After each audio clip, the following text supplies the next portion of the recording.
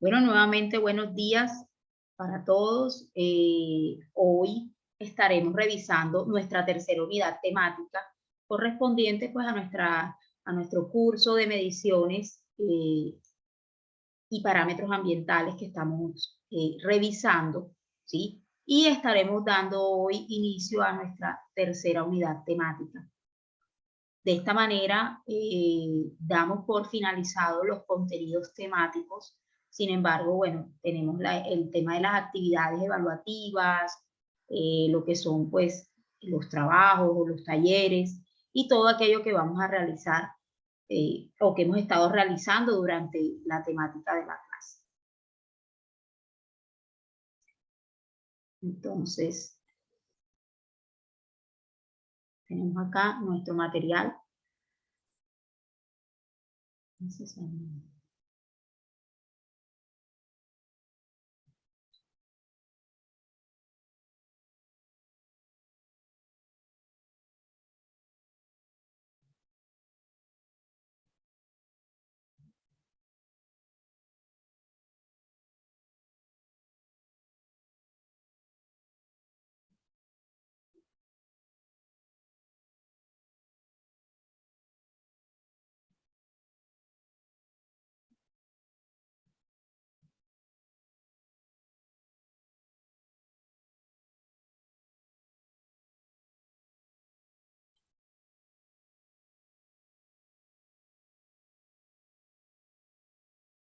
¿Están viendo la pantalla? ¿Sí la pueden ver? Sí, señora. Ok, listo. No, sino que ahorita me salió algo ahí en el computador y pensé que se había bloqueado. Bueno, entonces dando inicio a nuestra tercera unidad temática de nuestra asignatura, acá tenemos las mediciones de parámetros de riesgos laborales y ambientales. Entonces, día a día nos enfrentamos en todo eso que tiene que ver con riesgos, ¿sí? Riesgos los tenemos ¿dónde? Los tenemos pues en todas partes, ¿no? En todas partes van a existir riesgos. En esta imagen que tenemos allí se evidencian varios riesgos. Algunos son a nivel laboral, otros a nivel ambiental y otros a las dos cosas, ¿sí? Hago una pregunta. Ahí el señor que está intentando cerrar una ventana, ¿a qué riesgo se está enfrentando?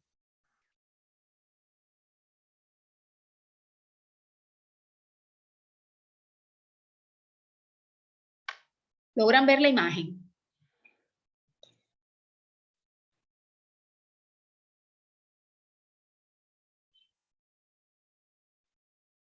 ¿Sí logran ver la imagen? Sí, profe. Profe, yo creería, bueno, no estoy segura, pero podría ser algún tipo de riesgo físico. Bueno, estamos hablando, sí, de un riesgo laboral. ¿Por qué sería un riesgo físico? Por la condición en la que está, no tiene, está sobre cajas y no sobre una escalera, primero que todo, y es posible que eso resbale o algo. Y hay una persona al lado de él cargando otro peso que no tiene visibilidad al caminar y también puede tropezarlo. Entonces Ok, yo podría plantear ese ejemplo. bueno, María Clara, sí, que levantó la mano por ahí. Hola, sí. Buenos días, profesora. ¿Cómo está? ¿Cómo amanece? Qué pena, yo acabo de ingresar a la clase. Maestra, pero es para excusarme porque no sé si puedo asistir a la clase porque estoy en jornada de hacer la obra. Entonces, era para, pues, para comentarles. Bueno, en el día de hoy, con este grupo, pues nos tocaba esta asignación, este horario, pero con el grupo D, yo abrí un espacio para las 6 de la tarde, también hoy, y no sé si nos puedes acompañar en la tarde, no sé. Tú me dirás, sin embargo, voy a compartir aquí en el chat cuál es el ID de ese día. Pero un momentito, el ID de ahora de las 6 de la tarde.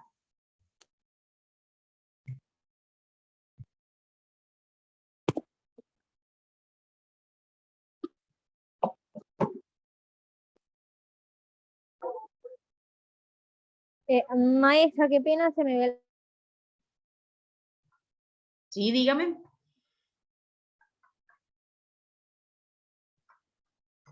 A las 6 también vamos a tener el espacio con la tercera unidad temática con otro grupo.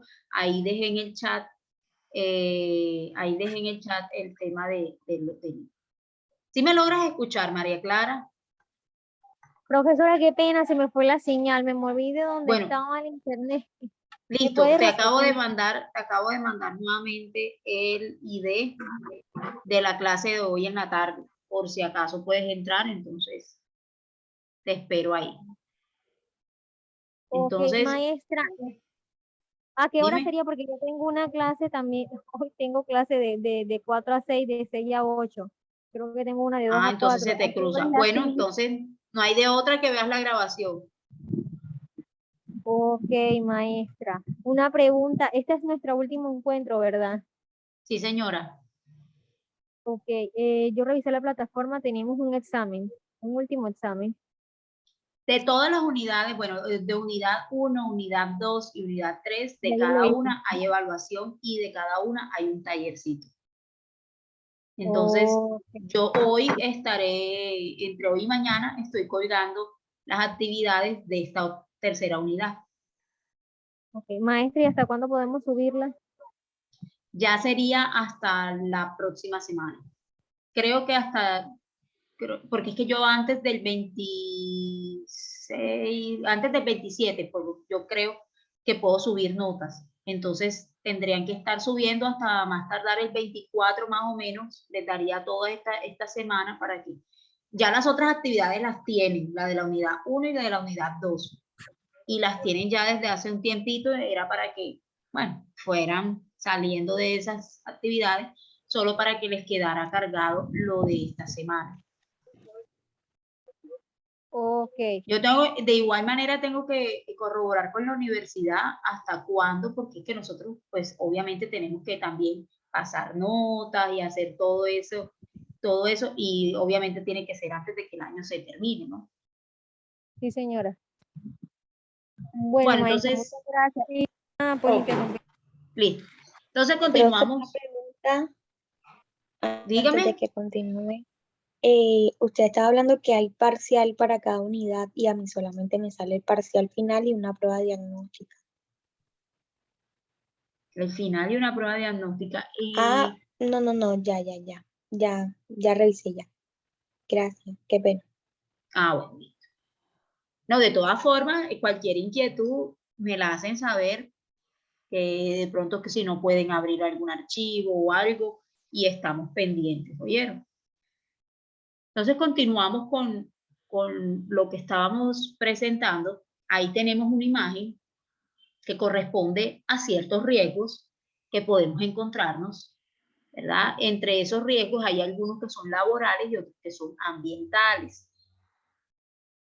Pusimos el ejemplo del compañero que está ahí, que está sobre unas cajas y está intentando cerrar una ventana. Una de sus compañeras mencionó que allá había un riesgo físico por el tema de que él no está usando de pronto una escalera o una estructura con una mejor posición para realizar esa labor. ¿Qué otro riesgo ven ahí? ¿O por qué él está Profe, cerrando la ventana? el de temperaturas extremas, frío o calor, en este caso sería frío, que ese Puede también ser, es físico. ¿sí? ¿Qué otro se les ocurre que él Tormenta esté cerrando la ventana por calor? de Condiciones de agua. seguridad, profe. Sí, ¿qué más? Tormenta de agua, profe. Puede ser, sí. Entonces ya hablamos del clima, fíjese, hemos podido determinar que puede ser por el clima, puede ser por el agua, ¿sí? Puede ser por los fuertes vientos. Habría otro que también le cabe ahí. ¿Cuál creen que es?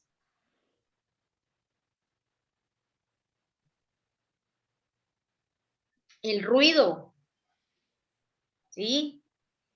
El ruido también le cabe ahí, ¿sí? Entonces vemos cómo podemos enfrentarnos día a día con riesgos tanto riesgos laborales como riesgos ambientales, ¿sí? No, ¿cuáles son esos riesgos ambientales? En los que los fenómenos naturales, el medio ambiente, ¿sí? Son el tema de las mediciones de parámetros, como lo hablábamos esa vez, las variables meteorológicas como el clima, los vientos, ¿sí? Cómo afectan y cómo pueden incidir dentro de nuestro desempeño, ¿sí? Dentro de lo que nosotros estemos ejerciendo como actividad. Ahora, otro riesgo que hay un líquido ahí en el piso, ¿sí? ¿Eso es un riesgo laboral o un riesgo ambiental? El tanque que está ahí tirado como con unos líquidos derramados.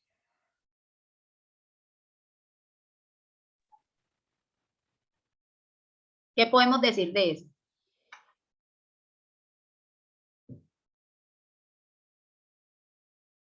Bueno, dependiendo de la naturaleza de lo que contenga, ¿sí? Ese barril, por ejemplo, podemos hablar tanto de un riesgo laboral como de un riesgo ambiental, ¿sí? Porque desconocemos qué sustancia es la que está ahí. Puede ser una sustancia química de manera tóxica, ¿sí? Puede ser un material biológico que se esté ahí también derramando. O sea, desconocemos la naturaleza de lo que está allí. Entonces eso puede ser un riesgo ambiental, pero también un riesgo laboral, porque es un riesgo de tipo, digamos, si es un tipo de riesgo químico o un tipo de riesgo biológico al que nos estamos enfrentando. Y aquí podemos ver varios ejemplos, ¿verdad? Podemos ver varios ejemplos de las actividades que estamos realizando y cómo no las hacemos de la manera adecuada. Entonces, quiere decir que constantemente estamos en riesgo. ¿Alguna pregunta hasta ahora? Entonces, la tercera unidad corresponde a la parte de legislación ambiental, ¿sí? ¿Cómo empezamos a reunir lo que es la normatividad y lo que son esas actividades que generalmente nos pueden afectar tanto de manera positiva como negativa nuestra labor? Entonces, hay una legislación colombiana para cada uno de esos parámetros, entonces dentro de los cuales van a entrar el ruido. Acuérdense que en la segunda unidad estábamos viendo cuáles podían ser, si es el tema del agua, si es el tema de los suelos, si es calidad de aire, ¿sí? Para esos parámetros ambientales y para esas variables meteorológicas, pues tenemos una legislación la cual ampara y nos da cuáles son esos límites que podemos tener. ¿Quiénes son las autoridades ambientales competentes? O sea, ante quién tenemos que rendir cuentas. Y los permisos, a quién se los tenemos que pedir para nosotros poder hacer aprovechamiento de esos recursos naturales. Entonces, en cuanto a la legislación colombiana, tenemos la resolución 627 del 2006, que es la que nos habla de emisión de ruido, lo que es ruido y el ruido ambiental. Entonces, ¿a qué llamamos ruido ambiental? Resulta que tenemos todas estas fuentes, ¿sí? Tenemos todas estas fuentes de las cuales puede provenir ese ruido y las catalogamos como fuentes, ya sean fijas o ya sean de pronto a lo que hablamos de que pueden ser móviles, ¿sí? Pueden ser móviles. Entonces hablamos de fuentes fijas cuando se originan ya en un espacio determinado, como lo que hacen las industrias. Entonces las grandes industrias o las grandes empresas que producen mucho ruido a nivel general, ¿sí? Pero eso lo hacen constantemente. A eso llamamos una fuente fija. ¿Por qué? Porque todos los días va a estar, mientras la empresa tenga esa producción activa, ya sea de día o sea de noche, pues todo el tiempo vamos a tener ese ruido ahí generado.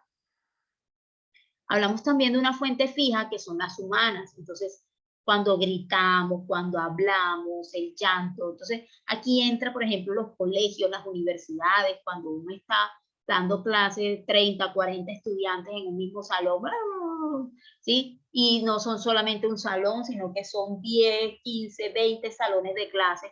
Entonces, eso se considera también como una fuente emisora de un sonido que es fijo, ¿ya? Las aulas de clase, por ejemplo, ya eso es fijo. Mientras estemos de vacaciones, pues no, pero mientras estemos activos, eso va a generar ese tema y esos sonidos, esos ruidos. Hablamos de los ruidos que vienen de fuentes móviles, que ya esto viene a ser como el tráfico de las calles, donde están los carros, los camiones, ¿sí? Y entonces se armó el trancón y todo el mundo empezó a pitar. Eso, o por ejemplo, un vendedor ambulante que va con su carrito y va verdura, papa, esto, eso genera ruido, pero es de forma móvil porque él se está moviendo de un lado al otro. Hablamos también de los que son móviles, por ejemplo, las terminales aéreas, ¿sí? Donde están los aeropuertos, donde va a haber ese tráfico, ¿verdad? Pero ya va a ser el tráfico aéreo, que generan ruido. Entonces llamamos ruido ambiental a esa sumatoria. Quiere decir que tanto los ruidos que son fijos como los que son móviles hacen parte del ruido ambiental. ¿A quiénes afectan? Miren el dibujo que está ahí en toda la mitad. Está toda la flora, la fauna, ¿verdad? Y allí afecta también a las especies que viven allí, ¿sí? Las especies que viven allí. Miren, las emisiones de ruido que son molestas o que son en gran cantidad pueden afectar una población, ¿sí? Que se vea obligada a migrar a otros espacios, ¿sí? ¿Por qué? Por la generación de ruido que hay allí. En la resolución 627 del 2006 nos da algunas definiciones y nos dice que decibel va a ser esa unidad de medida para el ruido. Quiere decir esa potencia o intensidad, una décima parte del bel, que es también una unidad de medida, pero en este caso nosotros vamos a llamar decibeles a esa unidad de medida con la que estamos trabajando el tema del ruido, ¿ya? Emisión de ruido, ¿qué quiere decir eso? Esa presión sonora que trasciende al medio ambiente o al espacio público. Entonces, donde se esté emitiendo el ruido, de donde el ruido esté saliendo, va a quedarse ahí en el espacio, en el medio ambiente, en el lugar donde estemos. Fuente quiere decir que es donde se origina esa energía mecánica vibratoria. Quiere decir que donde se origina. ¿Cómo así? Si se origina en el tráfico, en los carros, esa es la fuente. Si se originó en el colegio o en la universidad, porque todos están con la bulla, ¿sí? Esa es la fuente, o sea, el lugar donde se origina. Hercio, hablamos de frecuencia, ¿sí? Hercio, hablamos de frecuencia y hablamos de un ciclo por segundo. ¿Cómo vamos a hacer estas mediciones? Estas mediciones las podemos hacer en diferentes horarios. Uno puede ser de noche y otro puede ser de día. No es lo mismo hacer mediciones de ruido tanto en la noche como en la mañana. Y eso tiene su razón de ser. En la mañana generalmente pues uno genera más ruido y en la noche pues se supone que la gente o la población está durmiendo. En la norma nos da unos estándares máximos permisibles que podemos soportar de ruido, ¿sí? Y entonces nos dice que hay un sector que es el A y nos dice, bueno, aquí hay tranquilidad y silencio. ¿Dónde? Hospitales, bibliotecas, guarderías, sanatorios, hogares geriátricos. Eso es donde le dicen a usted, mantenga el silencio, haga silencio. Es más, colocan hasta las imágenes indicando que se debe hacer silencio, ¿sí? ¿Cuántos niveles de ruido son aceptables o permitidos? Hablamos de 55 decibeles en el día y hablamos de 45 decibeles para la noche. Entonces, fíjese que en la mañana, obviamente, estos sitios van a tener más movimiento y en la noche, pues ya ese movimiento baja, entonces ya no debería bajar así también el número de decibeles. Para el sector B, hablamos de un ruido moderado. Entonces ya este ruido moderado va a estar en zonas residenciales, o sea, donde vive la gente, universidades, colegios, algunos parques que están, pues, que están ahí. Entonces hablamos de que 65 para el día, 65 decibeles para el día y de 50 decibeles para la noche. Entonces, ¿por qué es importante? ¿Por qué creen ustedes que es importante realizar este tipo de mediciones? Nuri, ¿por qué cree que es importante realizar este tipo de mediciones? Profe, bueno, yo digo que dependiendo del sector, para saber cuál es como usted lo menciona, el estándar permitido y a la vez, si este lo sobrepasa, pues para tomar las medidas ya serían correctivas, pues porque se supone que las preventivas ya están porque hay como un margen. Entonces, si esto no se cumple, se entraría a corregir o a buscar cuál es digamos, el ente o lo que está produciendo que se sobrepase este nivel. Entonces, yo le voy a poner un ejemplo. Las autoridades ambientales, gracias, Nuri. Las autoridades ambientales, por ejemplo, las secretarías de salud tienen un área que se llama el área de ambiental, y esa área, por ejemplo, salen a hacer mediciones de ruido en las noches y se van para las discotecas. Por ejemplo, donde está, o bueno, o donde usted se encuentre, donde esté el sector de lo que son bares, discotecas, ¿sí? Y hacen mediciones de ruido. Si se pasa ese nivel de ruido, pues ahí vienen las multas, las sanciones, o esas cosas que la autoridad le dice a usted, bueno, le doy una semana para que usted me baje, o le doy ya mismo para que usted me baje el ruido que está emitiendo ahí, ¿sí? Eso se debe hacer de manera constante, que nosotros estemos haciendo estas mediciones. Como tú bien lo mencionaste, nosotros estamos llamados a prevenir, ¿sí? Llamados a prevenir. Entonces, ¿qué es lo que debemos hacer? Tener la norma clara, saber cuál es en mi estándar, cuál es lo permitido para no estarme pasando de ahí. Eso no quiere decir que yo le vaya a decir a todos los de las discotecas, bueno, ahora cómprese, todo el mundo cómprese un sonómetro porque todo el mundo tiene que hacer mediciones de ruido, ¿ya? No es, esa no es la intención. Sin embargo, ¿cuál es la intención? Que de verdad uno pueda, ¿sí? Uno pueda decir, hombre, esta gente se mantiene en esos límites permisibles, ¿verdad? Y no va a afectar, porque todo esto nos interesa es porque que no haya afectación en la salud humana, que no vaya a haber afectación en la salud humana. Entonces hablamos del sector C, donde hay un ruido ya intermedio. Entonces acá hablamos de oficinas, de almacenes, o sea, aquí mejor dicho le ponemos el centro de la ciudad, ¿sí? Donde hay actividades que son parques mecánicos, como las ciudades de hierro, ¿sí? Las autopistas, que se genera ya un ruido de por sí un poco mayor. Entonces, para ellos también tenemos unos límites permisibles.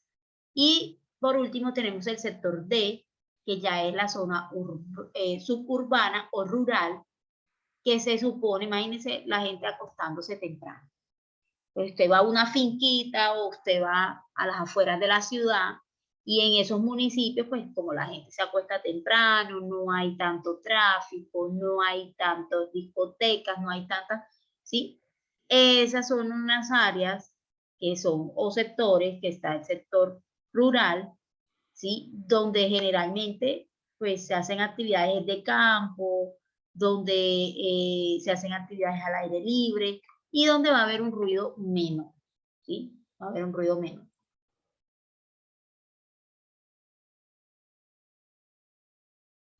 Hay una cosa y es una herramienta, se llaman los mapas de ruido, que los utilizan las autoridades ambientales.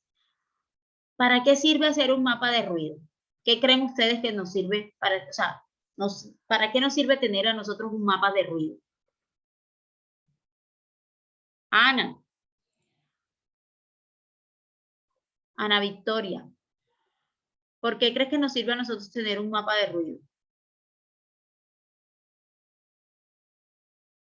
Thais,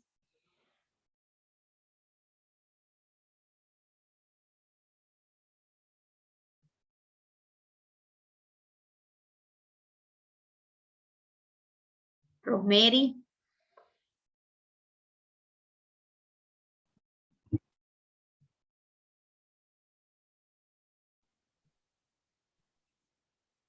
Thais. ¿Cómo fue la pregunta? Qué pena, no la escuché. Bueno, ahí en la diapositiva dice algo como mapas de ruido y sale una imagen donde hay un mapa de ruido. ¿Para qué crees que nos serviría un mapa de ruido a nosotros? Pues, profe, ya de por sí es que un mapa nos ayuda a orientarnos en casos tales, en este lugar. Creeríamos que el mapa de ruido también es exactamente para eso, revisar en qué áreas hay más afectaciones, en qué otras no tanto, en qué otras se corre un peligro, un riesgo de ruido, donde hay afectación para el trabajador, en dado caso que sea para el trabajador o cualquier persona externa. Yo creería que sería eso, para tener siempre cuidado.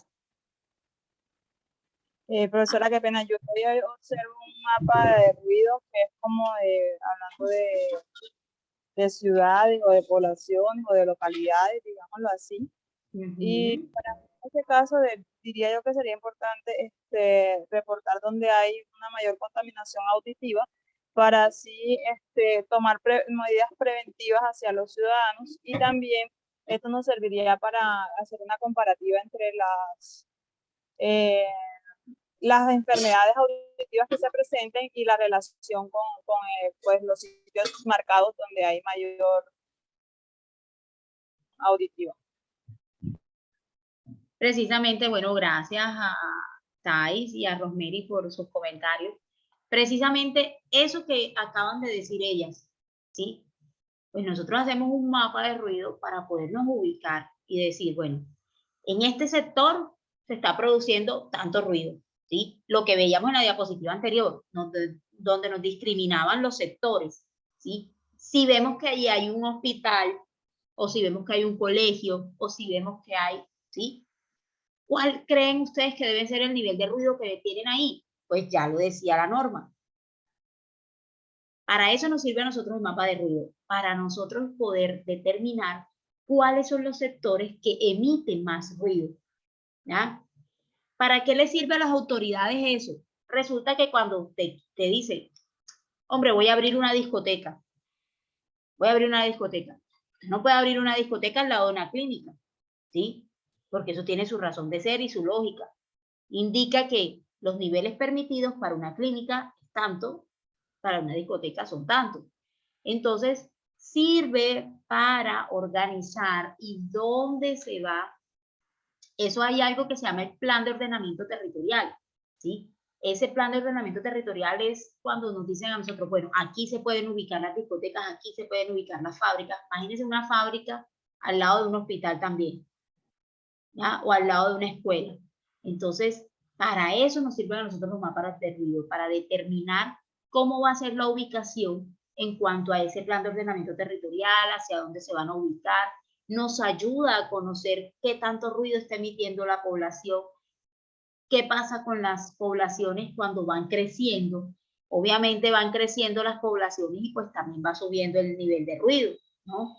Donde hay más aglomeración de personal, pues allí habrá una mayor emisión de ruido. Entonces, para eso nos sirve.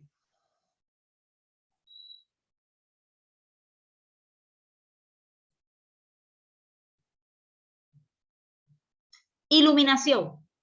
También tenemos la resolución del 2009, que es la 181331, y esta nos dice a nosotros qué requisitos debemos tener, qué es lo que pasa con el alumbrado público, ¿sí? Qué niveles hay requeridos para esta actividad, cómo vamos a proteger al consumidor, cómo vamos a preservar el medio ambiente, cómo hacemos uso racional y eficiente de la energía.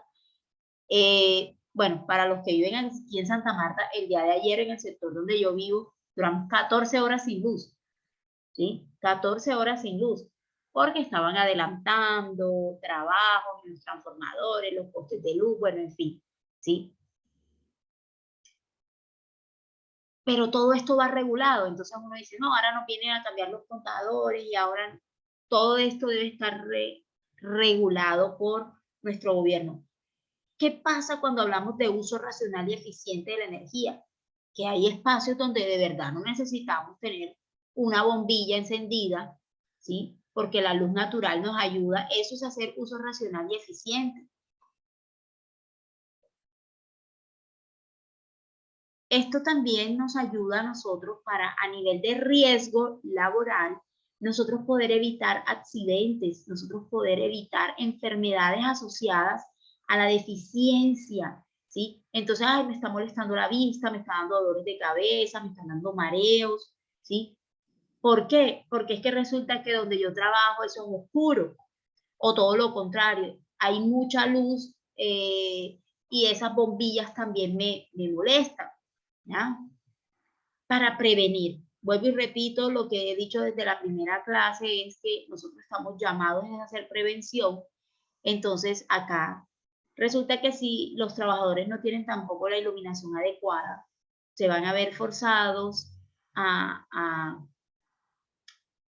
que su vista, ¿sí?, vaya desmejorando, vaya mejorando. Entonces, hay que tomar las medidas, ya sean preventivas o correctivas en algunos casos, para evitar que sigan existiendo este riesgo y los daños, ¿verdad?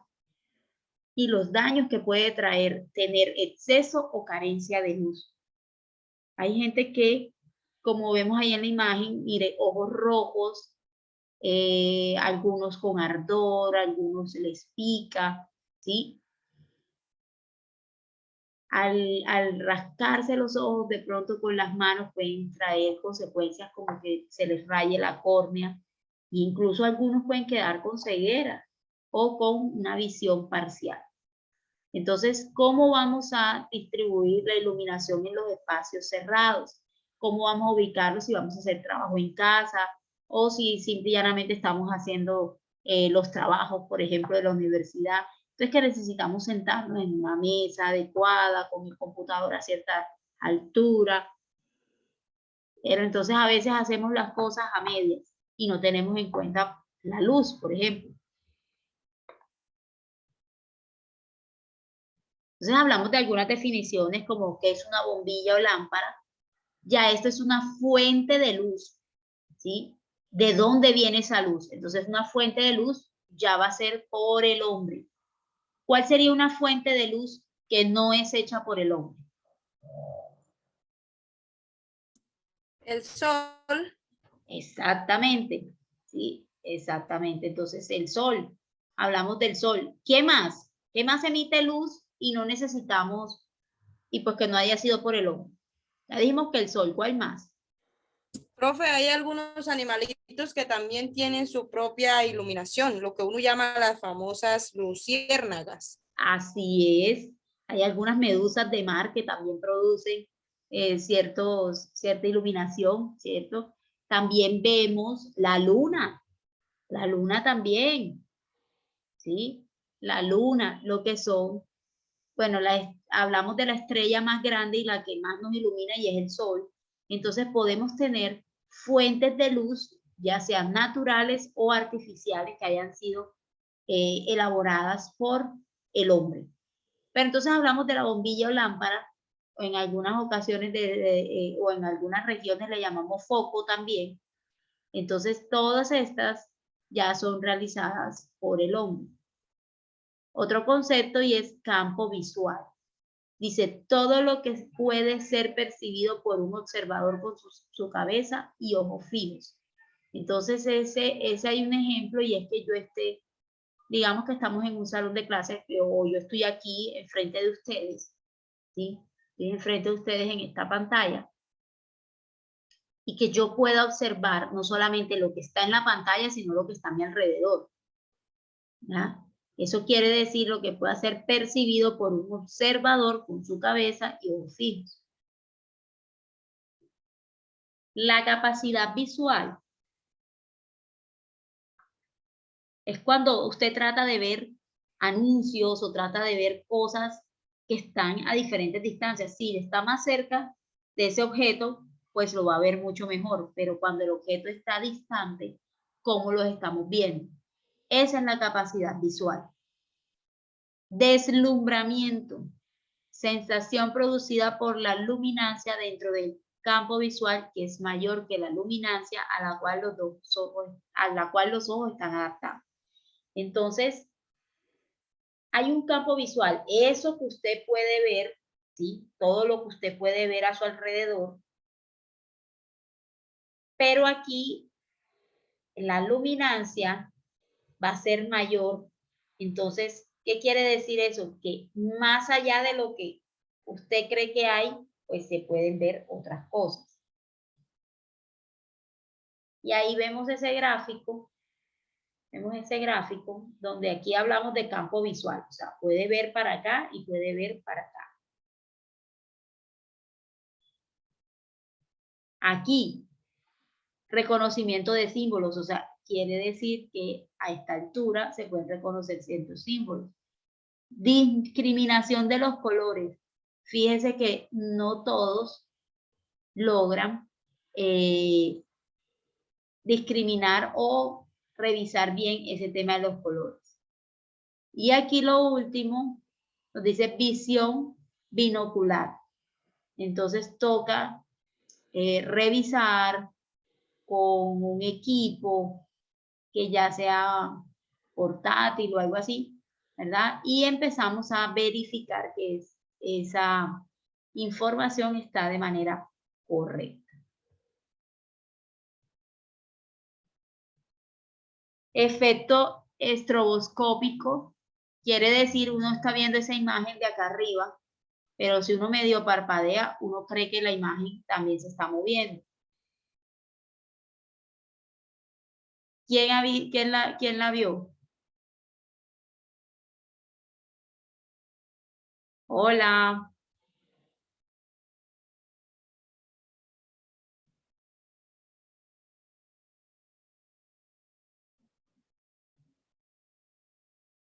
Se quedaron todos callados, se durmieron. No, señora profe, ¿qué es lo que nos pregunta? ¿Están viendo la diapositiva? Sí, sí, señora, la imagen es amarilla, como amarilla Ajá, con negro. sí. Usted medio parpadea y siente que esa imagen se está moviendo, ¿cierto? Sí, señora, y a veces el hecho de mirarlas fijamente también como que lo marean. O sea, uno siente como esa sensación de mareo. Porque uno cree que está en movimiento la imagen. Eso es ese efecto que se produce allí. ¿Sí? Es un efecto visual. Un efecto visual. Hablamos de flujo luminoso, que es la cantidad de luz emitida por una fuente luminosa en todas las direcciones. A eso también le llamamos lumen. Entonces, hablábamos de fuente, ¿verdad? Ya sea por fuente natural o artificial. Si va a ser por natural, entonces el sol. Esa cantidad de luz emitida por el sol que va en todas direcciones. A eso llamamos flujo luminoso o lumen. Iluminancia, densidad del flujo luminoso que incide sobre una superficie. También le llamamos luz. ¿Sí? Ya esta parte tenemos que delimitar cuántos equipos tenemos, quiénes son los que están emitiendo luz, ¿ya? O quiénes son de los que necesitan, sobre qué lugar vas a estar y necesitas que puedas estar en un espacio bien iluminado. UGR es el índice de deslumbramiento unificado. Quiere decir que es procedente directamente de las luminarias de una iluminación interior. Entonces es esa bombilla o esas luces LED que ponemos en las oficinas, ¿sí? A eso le llamamos índice de deslumbramiento unificado. ¿Por qué? Ya ese índice va a ser como una unidad de medida y nos va a ayudar a controlar en espacios, sobre todo en los espacios que son cerrados con iluminación, a determinar la cantidad de luz emitida. Uso racional de energía en iluminación. Para hacer un uso racional debemos hacer buen aprovechamiento de la luz natural. Hay gente que le encanta estar encendiendo bombillas, focos, etcétera, y no aprovechan la luz natural. Uso de fotosensores. Estos fotosensores son los que van a captar la cantidad de luz allí y luego van a dar instrucciones y a decirle cuáles son las medidas que se deben tomar. Profe, yo creo que ahí también influye mucho como el sentido de pertenencia, porque es que hay muchas personas, yo lo digo, digamos, en los hogares, que tienen el mal hábito de prender un bombillo y no lo apagan. Ay, Entonces uno les dice, no, que hay que ahorrar o sí, pues digamos en el tema económico y pues también uno contribuye con el medio ambiente. No, es que yo pago el recibo. Pues sí, uno paga el recibo, pero o sea, la idea no es esa. Y es un mal hábito que digamos que muchos adultos tienen y cuando hay niños, pues se va como pasando la secuencia. Porque así entonces el es. niño, no, si mi papá no lo apaga, yo tampoco lo apago. Y así sigue. Y yo conozco una familia, caramba, que la Y casa como tiene como decimos por ahí, 15 el que bombillos. contamina paga. Entonces, como yo pago Sí, la factura, y pues los ni modo. prenden los profe, los prenden todos, y se van y se encierran en el cuarto y dejan todos los bombillos prendidos, todos. Entonces yo llego, pam, los apago. Al ratico salen los niños y otras los prenden. No, es que mi papi paga el recibo. Sí, pero si no hay nadie aquí, ¿cuál es la necesidad de dejar el bombillo prendido?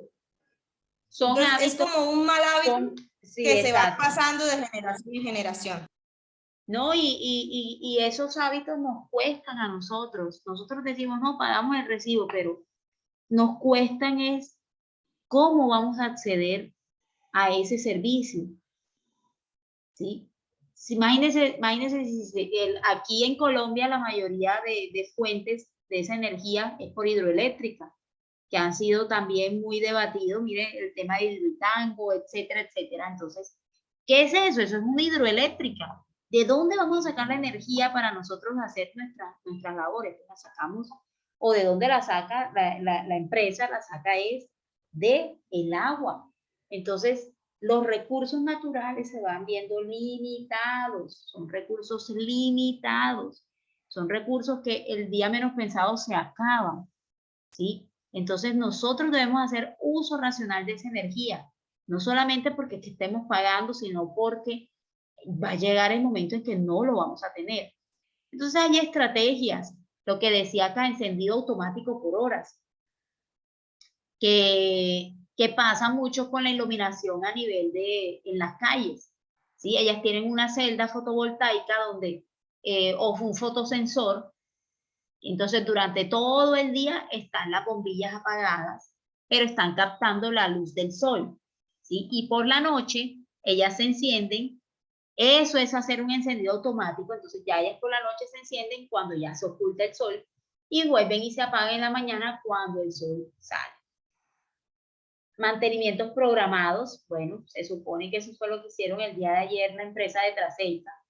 Hizo mantenimientos programados para que, y quitaron en un buen sector la luz por 14 horas, entonces eso es mantenimiento programado.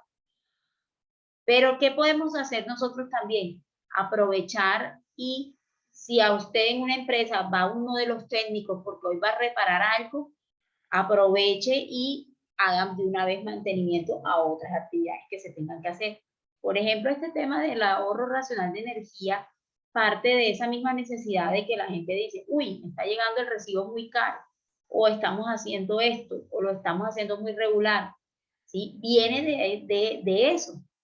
Pero para usted tener las cosas bien y saber qué necesita, tanto un encendido automático, que necesita colores claros, los techos y paredes, pues hay que siempre revisar que la información esté acorde a las necesidades del lugar donde se va a realizar la actividad. ¿Nos sirve para analizar los riesgos? Claro que sí. Claro que sí. Para eso tenemos lo que son las rutas de emergencia, lo que es todo esto, porque ahora imagínense por defecto de iluminación. Allá en el laboratorio, en los laboratorios normalmente hay defectos en la iluminación porque yo, o sea, bueno, yo trabajo también en laboratorio, por eso hablo de esos espacios. Son espacios la mayoría de veces cerrados donde no tenemos luz de manera natural. Entonces, ¿qué pasa? Que esa luz artificial nos genera esto, dolores de cabeza, irritación en los ojos, cansancio, mala postura, ¿sí? Mala postura, y a esto es a lo que hay que trabajar. Entonces, lo que son riesgos laborales y riesgos ambientales, hay una relación muy cercana en revisar esa parte. Frecuencias críticas, discromatoxias, ¿sí? ¿Qué es lo que sucede allí? ¿Cómo vamos a revisar esos espacios?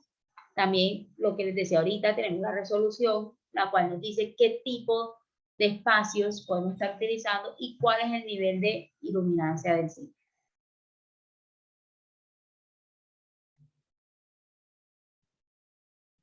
Entonces, fíjense, en los recintos hay cualquier cantidad de nombres, pero la mayoría no tiene esta parte clara entre qué es el documento que deben presentar, hasta cuándo, ¿sí? Aquí sigue el listado, ya aquí entran lo que son colegios, centros de atenciones médicas. Por ejemplo, usted va donde el médico esta mañana, lo atiende un médico, ahí se sienta. Después lo atiende otro y ahí también.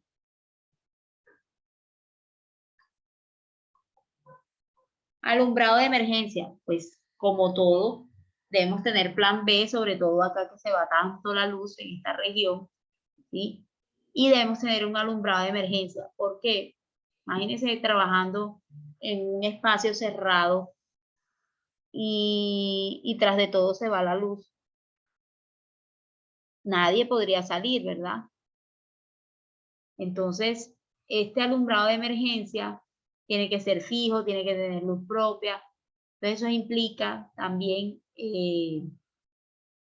mayores gastos. Cuando el alumbrado no está funcionando bien, tiene que quedar ese alumbrado de emergencia allí para soportar que el otro no está funcionando.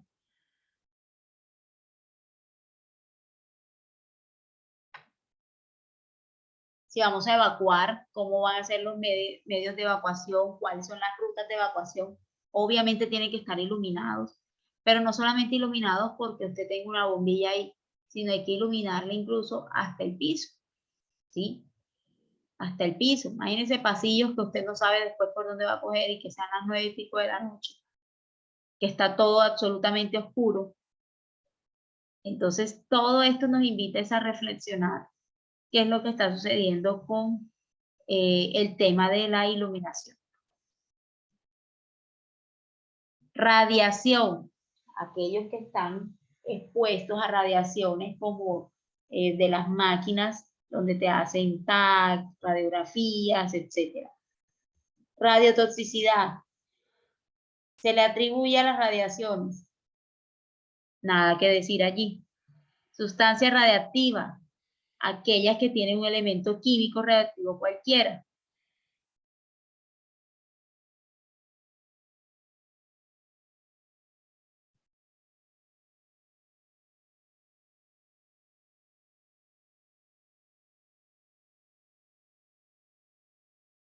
Hola. Bueno, seguimos. Sustancias radiactivas, sustancias constituidas por elementos químicos, ¿sí? Que era lo que decíamos ahora, que tiene un contenedor y usted no sabe qué es lo que pueda tener allí esos barriles, si son sustancias radiactivas. ¿Por qué? Porque de esa manera no solamente van a afectar tanto al medio ambiente, sino a los seres humanos. Con esta normatividad se habla de radiaciones ionizantes, cómo se deben controlar, cuáles son las pausas activas que debemos hacer, qué es lo que debemos implementar para que no pase a mayores, sino todo lo contrario, vamos a tomar las acciones lo más rápido posible. En todos los sitios de trabajo donde haya una exposición de cualquier forma, nunca debe sobrepasar los límites que ha dado la Comisión Internacional de Protección Radiológica.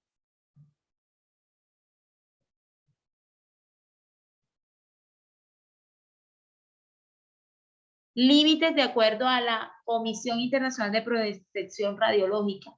Entonces, cuando usted llega a hacerse un TAC o cuando llega a hacerse una radiografía, ve que el que se la va a hacer se pone un chaleco. Eso es para ir evitando y que haya un límite en el tema de la protección. ¿Alguna pregunta hasta acá?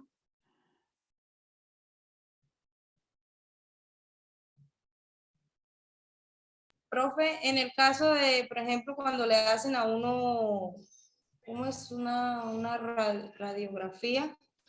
Que la persona que la realiza se coloca como un chaleco. ¿Ese chaleco tiene algún medidor o algo, digamos, que indique cuando ya llegó como a su tope máximo de radiación en el día? No. El chaleco es simplemente como protección. Pero las mediciones, lo que pasa es que en este tipo de establecimientos se deben hacer las mediciones de radiación, ¿sí? Que las determinen y digan cada 2 meses se va a hacer la medición o cada 2 meses, cada 3 meses, o no se va a hacer una vez al mes, ¿sí? Pero es lo mismo, ¿para qué nos sirve a nosotros tomar medidas? A nosotros nos sirve tomar medidas para la toma de decisiones. Entonces, pero el chaleco en sí, él no está tomando ninguna medida. El chaleco lo que está es protegiendo al trabajador de que no esté en esa exposición. Sin embargo, vuelvo y repito, se deben hacer las mediciones. ¿De qué manera? Pues dependiendo la empresa, usted va a revisar y a decir, bueno, esto sí se puede implementar aquí, esto sí se puede implementar allá.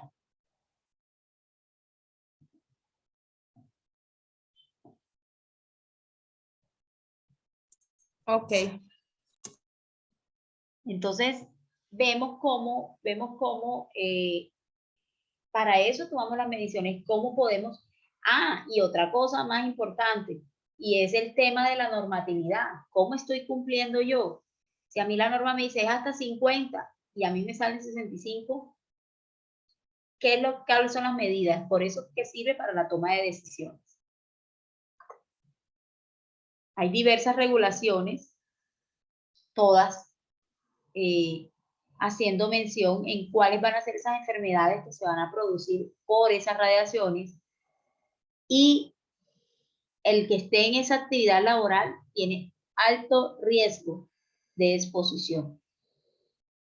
Código sustantivo del trabajo, artículo 186, se establecen vacaciones cada 6 meses a los trabajadores expuestos a radiaciones ionizantes. O sea, no es una vez al año como todos los demás, sino 2 veces en el año. Así será el impacto que pueda llegar a tener. Calor. Entonces, en el 2222 del 93, se habla de que en la Secretaría hay un reglamento enmarcado en las operaciones a cielo abierto. Entonces, ¿qué pasa? Que cada sitio de trabajo dice, vea, vamos a revisar primero el decreto. ¿Qué dice el decreto? Y si nosotros le podemos bajar a ese número, pues lo hacemos. Si no, nos toca tomar otras medidas. ¿Por qué? Porque las actividades son diferentes y pueden incluso hasta cambiar la razón de ser que era de estar allí, ¿sí? Protección especial ante corrientes de aire, cambio brusco de temperatura, humedad o sequedad. Protección, la función es de protección. De ser necesario, se necesitarían periodos de descanso líquidos y ropa adecuada.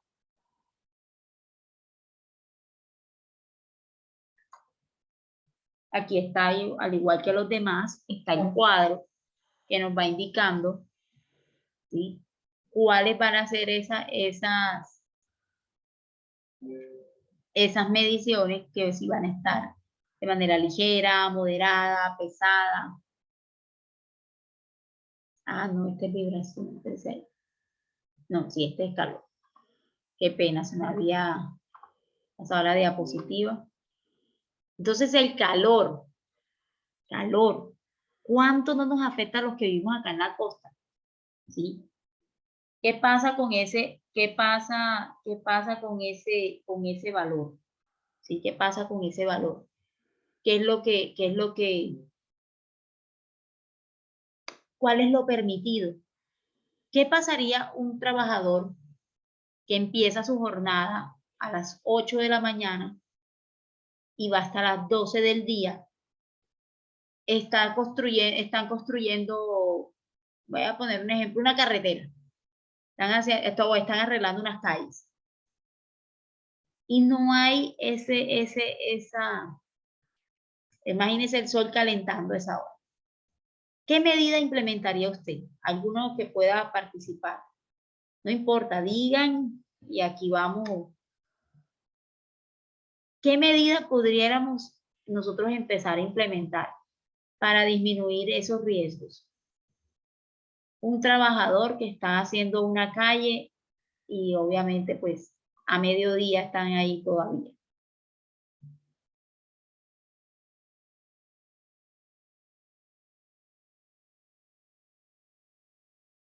Profe, Ninguno. pues yo pienso que, o lo que uno observa, no sé, que las medidas más bien se las aplican es como digamos directamente al trabajador, que es que Sí. tenga ropa adecuada, totalmente cubierto, y algo muy importante es el suministro de líquidos a demanda, en este caso de agua.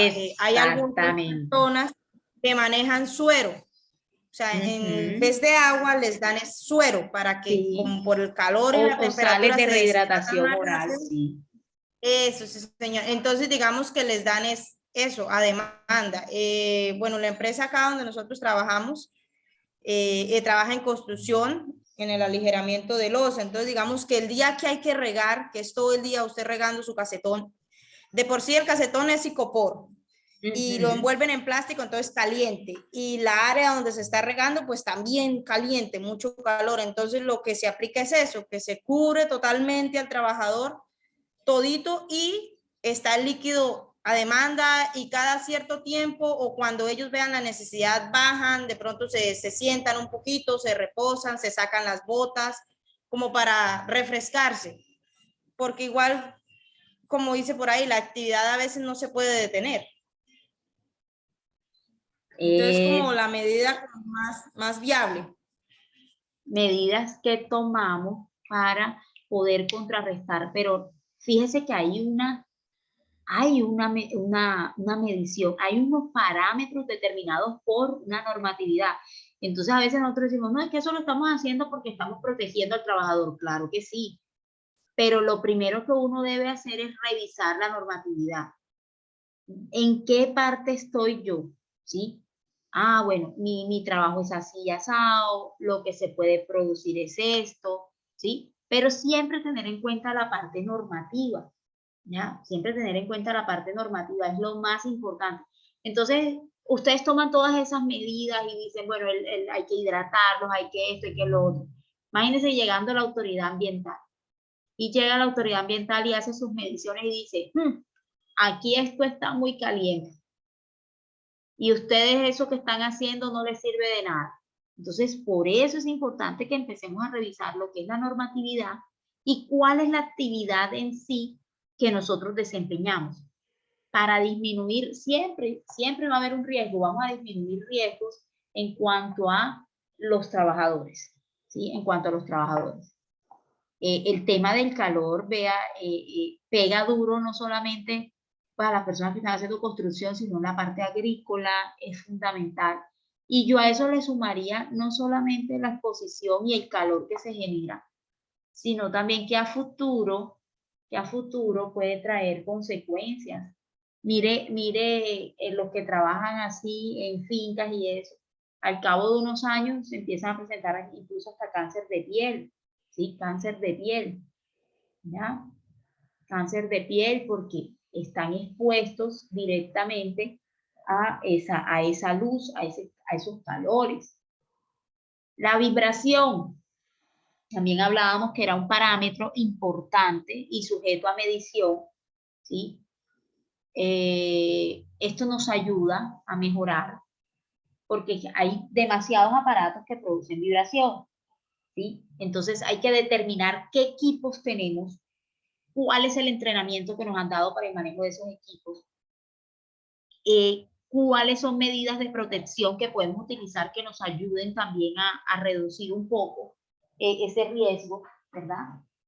El tema de reducción de jornadas laborales, de rotaciones, bueno, más que reducir la jornada laboral, pues es el tema de las rotaciones, qué turnos se van a manejar, ¿sí? Que la persona no esté trabajando más de las horas indicadas en ese puesto. Límites para cuerpo entero y 8 horas de trabajo, ¿sí? ¿Qué sucede? ¿Para qué se dan estos límites? Imagínense uno todo el día con una máquina allí ejerciendo vibración. Entonces, ¿cuáles ejercen vibración? Mire, un taladro, incluso una batidora, ¿sí? Las personas que trabajan en panadería y eso, que tienen esas batidoras de mano, imagínense todo el día ahí, ¿sí? Entonces, debe haber unos límites, tanto para cuerpo entero como para las actividades que se hacen mano-brazo, ¿sí? Mano-brazo. Se evalúa también el confort reducido, la capacidad reducida por fatiga. Entonces, se te cansa la mano de tanta vibración y eso te genera una fatiga, ¿ya? Duración de la exposición diaria y los valores máximos permisibles. ¿Cómo lo vamos a determinar? Cada cuánto, ¿sí? Cada cuánto. Y para eso tenemos esta resolución que es la 2400 del 1979. Imagínense, ya es un poco viejita, entonces para eso se apoya uno de la NTC 5436. Calidad de aire. Ay, este tema sí, mejor dicho, hay mucho por hablar con el tema de calidad de aire, porque ya aquí se asocian otras características como lo son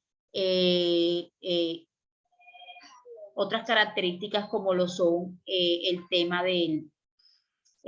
de calentamiento global, el tema de todo lo que ha sido con la destrucción de la capa de ozono, ¿sí? Entonces hay fenómenos que son mucho más agravantes y mire desde dónde empiezan.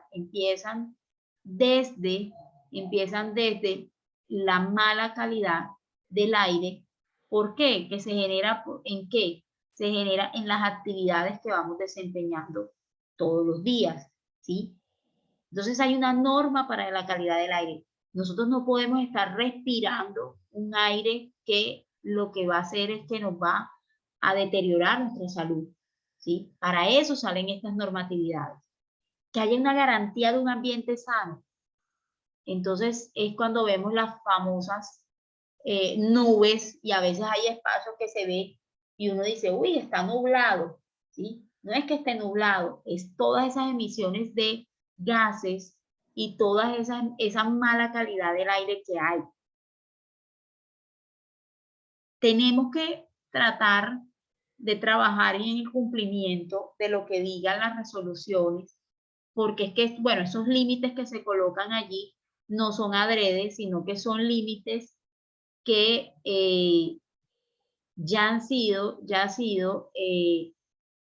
se han tomado muchas medidas a través del tiempo y se dijo, hombre, aquí estamos en un límite que fuera de aquí ya hay problemas más grandes, ¿sí? Pero todo eso se hizo para disminuir todos esos riesgos. ¿En qué? Pues en nosotros, en la salud humana. En la salud humana. Se derogan otras resoluciones constantemente, pues estamos revisando la norma y pues esto va determinado por las mediciones que se hagan, ¿sí? De repente, hace 5 años, pues teníamos mejor calidad de aire que ahora, porque hace 5 años de pronto había menos carros que los que hay ahora. Hace 5 años de pronto la gente no compraba tantos carros, ¿sí? Pero ahora sí. Entonces, todas esas características se van determinando de acuerdo a eso. Entonces, hablamos de lo que son los niveles máximos y niveles permisibles. Entonces, hablamos de material particulado, El material particulado es uno que va contaminando el ambiente, ¿sí? Y de otros elementos como lo son el azufre, el óxido de azufre, óxido de nitrógeno, el ozono, el CO2, ¿sí? El dióxido de carbono o el óxido de carbono, ¿verdad? O monóxido de carbono, que también es llamado así. ¿Cuáles son los niveles máximos permisibles? Todos estos ya sabemos que son contaminantes para la calidad del aire. Entonces, ¿cuáles son los permisibles? ¿Cuál es el límite permisible? ¿Y cuál es el tiempo de exposición? ¿Sí? Mire que hablamos de anual, hablamos de 24 horas, hablamos de 1 hora, hablamos de 8 horas. Contaminantes tóxicos como el benceno, el plomo, el cadmio, el mercurio, el tolueno, el níquel, los hidrocarburos, también tienen su límite permisible y su tiempo de exposición. Los contaminantes, la prevención, qué podemos hacer cuando estamos en alerta, cuando estamos en emergencia. Entonces, cuando hablamos de calidad de aire, queremos siempre hacer el llamado a todo lo que implica tener deficiente calidad de aire, tener aires que no puedan ser viables. Los fenómenos que ocurren, como lo que habíamos mencionado ahorita, el tema de el deterioro de la capa de ozono, el calentamiento global, ¿sí? Toda esa parte que afecta no solamente el clima, sino que afecta todo lo que tiene que ver con el medio ambiente, con la naturaleza, esa flora y esa fauna que se desarrollan en ciertas partes. Entonces, también hay que ver la calidad del aire, la flora y fauna que estén alrededor de espacios donde se esté haciendo fabricación, por ejemplo. Entonces vea cómo todos estos parámetros y cómo todos estos factores ambientales se ven determinados o sea, se ve necesario que tengan unos límites para uno poder entrar en razón y decir, hombre, fuera de aquí, ni modo, ¿sí? Fuera de aquí se va a dañar todo. Hablando un poco de las autoridades ambientales, bueno, no sé si tengan alguna pregunta ante lo que estábamos mencionando. Si no, seguimos. Bueno, entonces las autoridades ambientales. Aquí en Colombia pues tenemos un Ministerio de Ambiente y Desarrollo Sostenible. Esa vendría siendo la autoridad más alta acá en Colombia en cuanto a la gestión del ambiente y los recursos naturales que tenemos acá, ¿sí? Son quienes definen esa política nacional ambiental, son los que deben sacar todas estas políticas para nosotros promover recuperación, conservación, protección, ordenamiento, uso, aprovechamiento de los recursos naturales. Entonces vienen las famosas licencias ambientales, vienen los famosos permisos ambientales, ¿sí?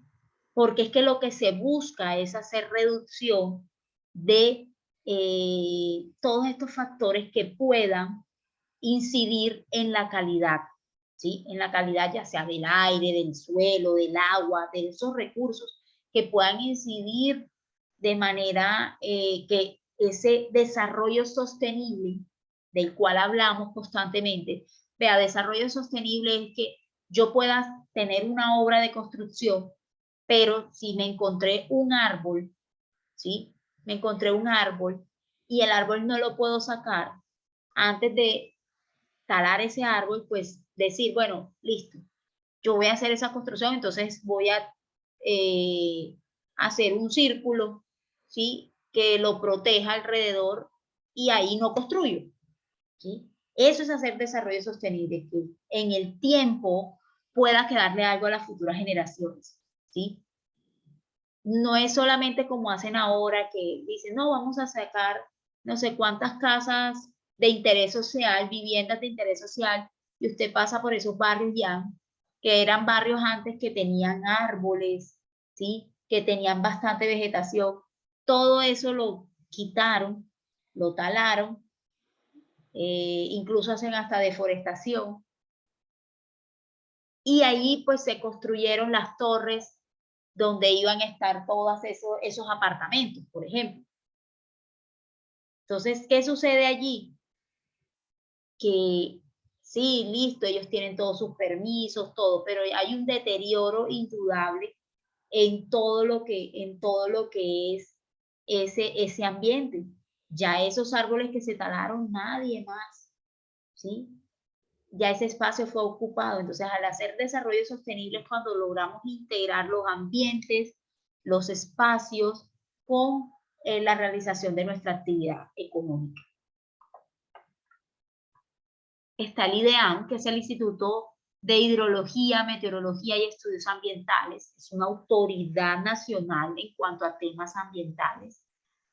¿Qué hacen ellos? Hacen toma de mediciones, analizan eso, analizan esas muestras de variables meteorológicas y ambientales. Están pendientes de lo que es el clima, ¿sí? Le permite que generar ese conocimiento. Mire, entre más mediciones usted tome, es mejor, porque eso le ayuda a poder determinar un número de límite, ¿sí? Ayuda a la creación de políticas ambientales y toma de decisiones.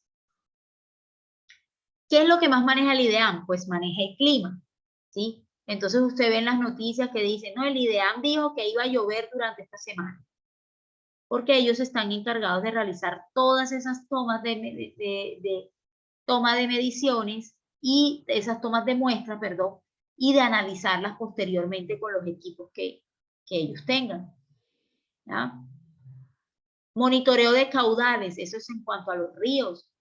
¿Qué está pasando? Si de verdad están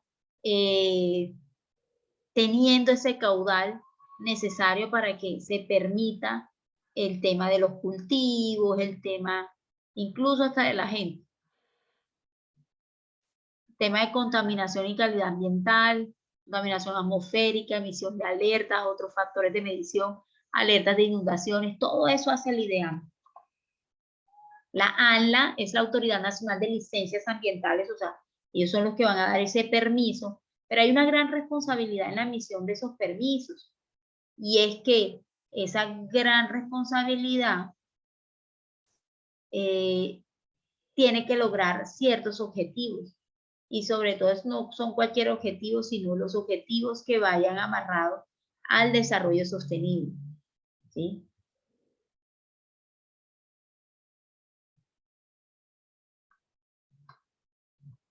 Bueno, ¿quiénes sacan licencias ambientales? De un ejemplo de quién saca licencias ambientales. ¿Quién saca licencias ambientales? Profe, las constructoras. Algunas sí, dependiendo de dónde vayan a hacer la construcción y el impacto que vaya a tener, tienen que sacar una licencia ambiental. ¿Quién más?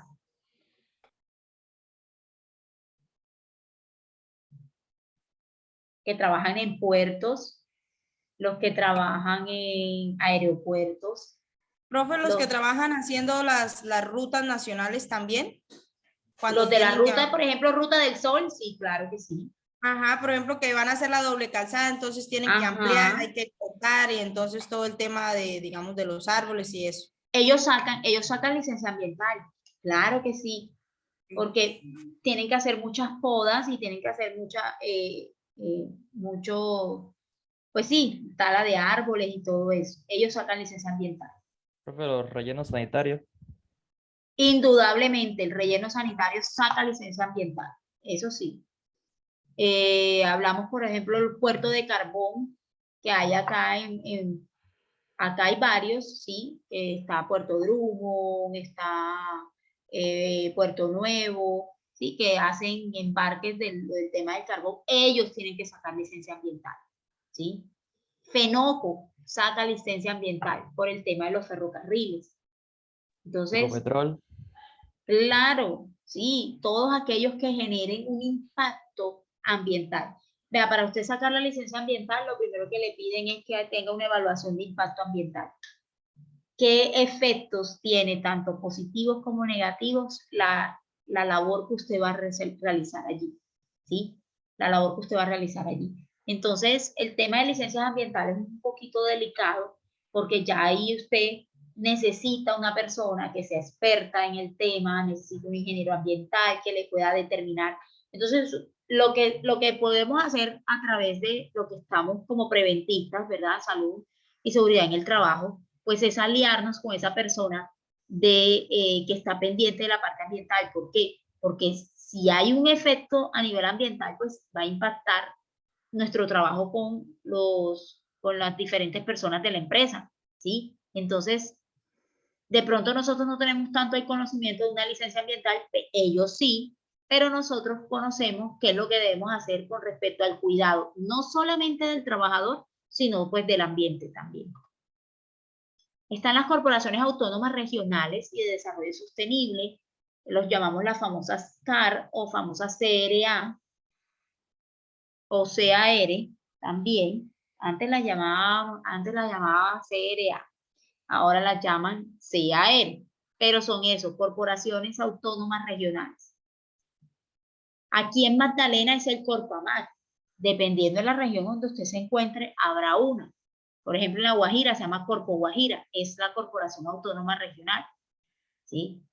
Entonces, dependiendo del sector o el lugar donde usted se encuentre, así va a encontrar la corporación autónoma regional. Son de carácter público, quiere decir que no está la parte privada insistentemente allí. ¿Qué es lo que sucede con estas corporaciones? Ellos deben conformar esa parte y ellos deben decirle, mira, aquí sí puedes construir, acá no puedes construir, aquí va a pasar esto, ¿sí? Porque ellos son los expertos.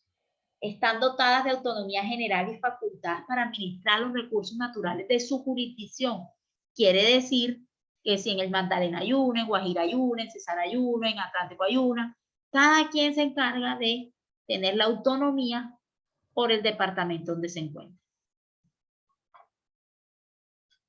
¿Cómo se usa y hace aprovechamiento de los recursos naturales? Existe un gran impacto por el desarrollo de la actividad. Se requiere licencia, permiso o autorización, entonces viene siendo el ANLA, ¿sí?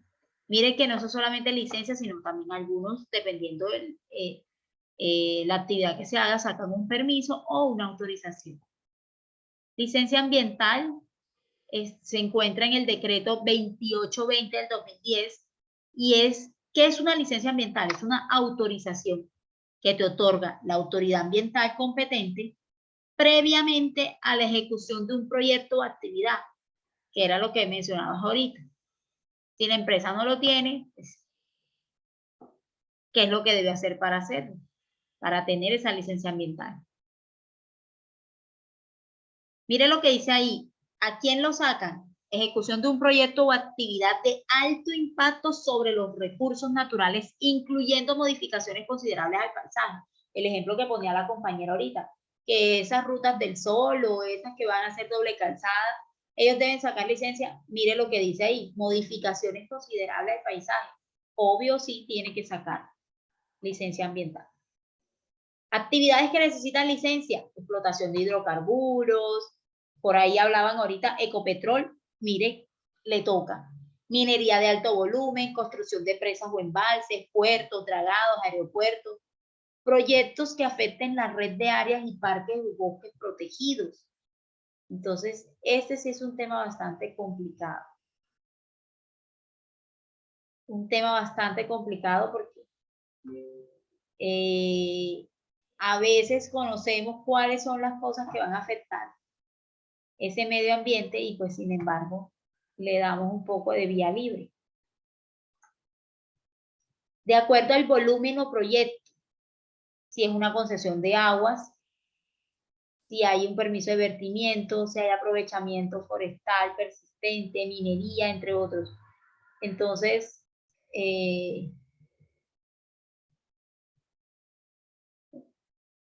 ¿qué hacemos? Primero evaluamos, ¿sí? Y revisamos en qué lugar de trabajo estamos, a qué cosas de ley debemos corresponder. Y ahí sí empezamos a mirar porque la CRA o todas estas corporaciones autónomas pues para dar un permiso o para dar una licencia, pues deben tener claro qué es lo que se está haciendo. Bueno, para todos, muchísimas gracias por su atención. No sé si tengan alguna pregunta, duda, comentario.